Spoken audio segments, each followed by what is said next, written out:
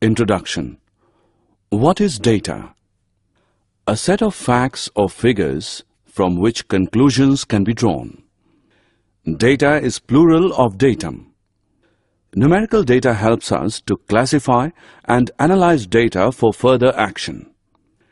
Data is a collection of facts. Types of data.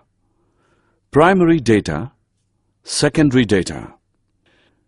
Data which are not originally collected but obtained from published or unpublished sources are called secondary data. Objectives. At the end of this lesson, you'll be able to identify data and its types, identify class intervals and its types, solve histogram, solve circle graph, solve probability. Pictograph. Representing numerical data by using pictures or symbols is called a pictograph. Pictographs are easy to read, express large number of data, but cannot express exact values. This is the pictorial representation of games selected by people in a colony. Bar graph. A bar graph is another form of graphical representation of data showing quantity of data according to the length of the bars. These bars can be either horizontal or vertical. This bar graph represents ages of different animals. From this bar graph, we can get the age of animals. Comparison of data. We can represent two sets of data in a bar graph. This bar graph shows average monthly expenditure in 2006 and also in 2007. This type of graph is called double bar graph. We can compare two sets of data using this double bar graph. Frequency distribution. Types of data. Raw data. Raw data is a collection of initial observations not yet organized. It is the information we get when we do survey. It can be classified into two types: discrete data, continuous data. Discrete data. Such data can be very precisely measured in whole numbers. The number of children in a family and size of shoes are some examples of discrete data. Continuous data. Such data can have any value between two whole numbers, that is, it can be measured with absolute accuracy. There will always be some error. Weight of students in a class and temperature in a city are some examples of continuous data. Frequency distribution table. Look at the following data. It tells you the performance grade of the students in a month: 6, 5, 6, 9, 7, 4, 2, 4, 7, 8, 3, 4, 9, 8, 2, 3, 5, 9, 7, 8, 9, 7, 5, 6, 7, 7, 4, 4, 7, 8, 3, 4. From this data, we know only the performance grade of the students in a month. Let us form a table as follows. This table shows clear picture of the given data. From this table, we come to know the number of students in each grade. This table is known as frequency distribution table. The number of times a particular observation occurs in a given data is called its frequency. A frequency distribution shows how frequently a particular item occurs in a group. Frequency distribution table using class intervals. Example. Given below are marks scored by 30 children in a class in mathematics. The following points should be kept in mind before grouping data into class intervals. 1. When you group data into class intervals, the most important factor that you have to take into consideration is the range of the distribution. Find out the difference between the largest and the smallest observations. Largest value is equal to 98. Minimum value is 3. Range is 98 minus 3, which equals 95. 2. The number of class intervals should not be too many. At the same time, they should not be too few in number. There could be from 5 to about 20 class intervals. 3.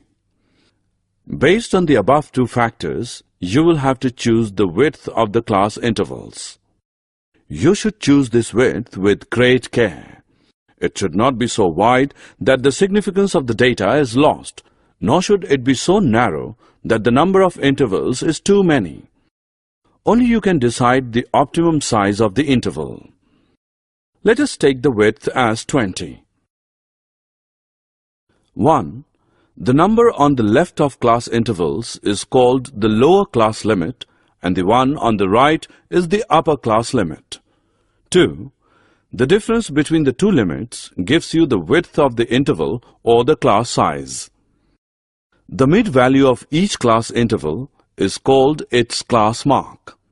It is obtained by adding the lower and upper class limits and dividing the sum by 2. For example, consider the interval. Lower limit of the interval is equal to 20. Upper limit of the interval is 40. Width of the interval is equal to 40 minus 20, which equals 20. Class mark is equal to 20 plus 40 upon 2, which is equal to 60 upon 2, which equals 30. By looking into the table, we can get some information. 1. Number of students who scored less than 50 marks. 2. Number of students who passed. 3.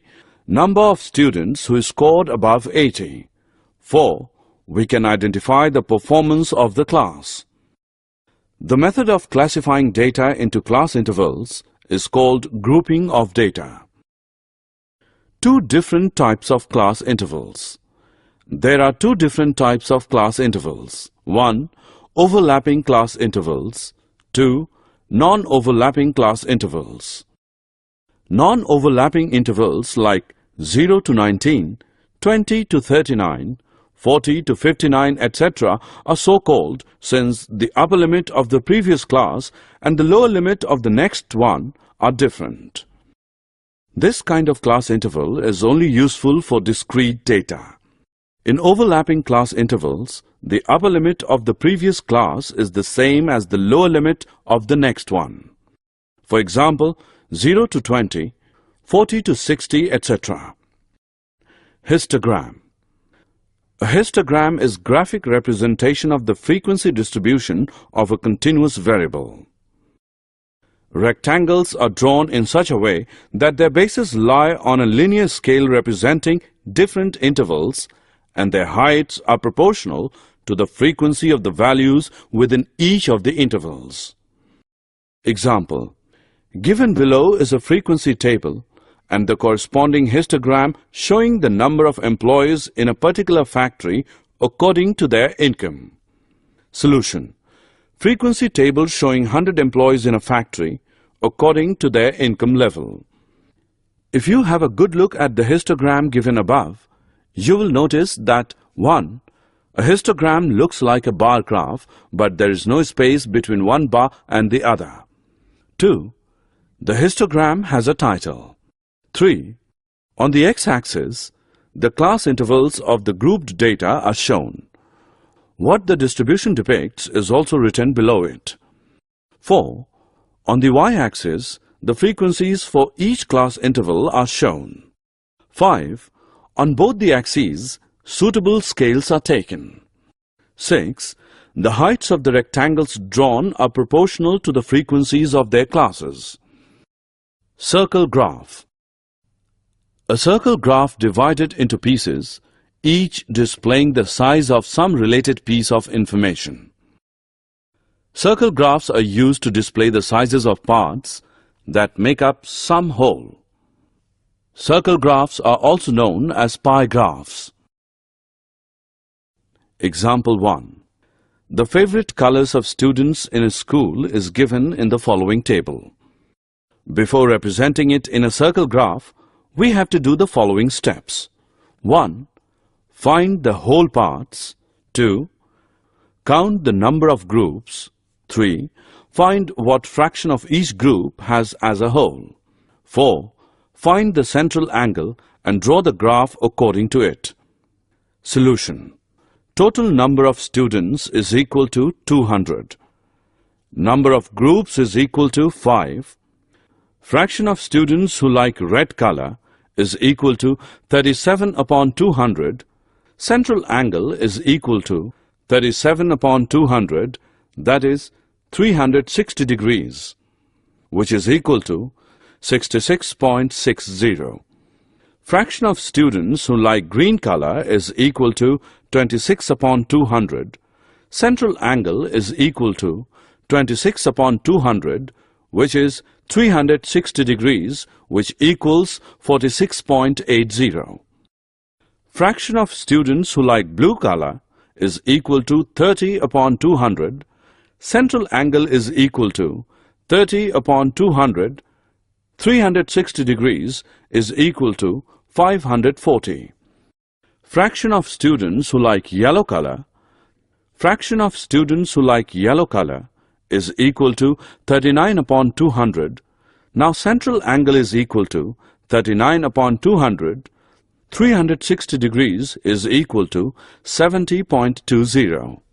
Fraction of students